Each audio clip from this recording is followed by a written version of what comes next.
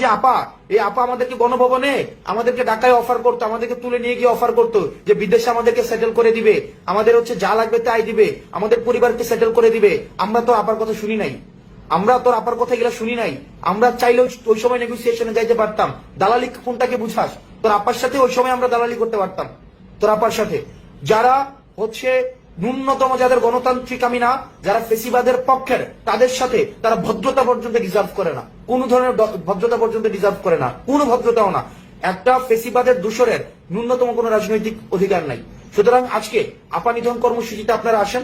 যদি আর বিদেশে বসে বসে যারা হুঙ্কার দেন, যদি ওই যে কি দেখা না দাও তাইলে কথা কইও না, চুপ করে থাকেন, ন্যূনতম লজ্জা শরম কিচ্ছু নেই বেটা।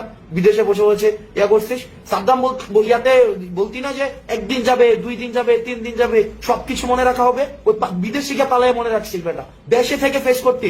আমরা জানি তো, যখনই জানছিস যে হচ্ছে ইয়া পতন হবে, এর আগে হচ্ছে পালাই গেছিস।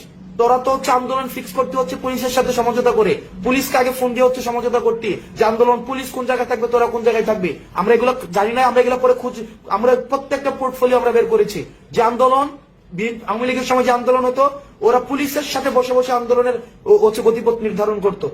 আমরা সেই জায়গায় থেকে আমরা তোদের একটা সমন্বিত ফেসিবাদী শক্তিকে উৎখাত করে আজকে হচ্ছে আমরা তোদেরকে দেশ থেকে উৎখাত করেছি। আর বিদেশে বসে বসে এখানে অমিপিয়াল আর হারপিক মজুমদারকে ভর করে হচ্ছে, আর তোমাদের জাতির পিতা, নতুন জাতির পিতা, আমেরিকান জাতির পিতাকে মনে করেছো ক্ষমতায় বসাই দিবা।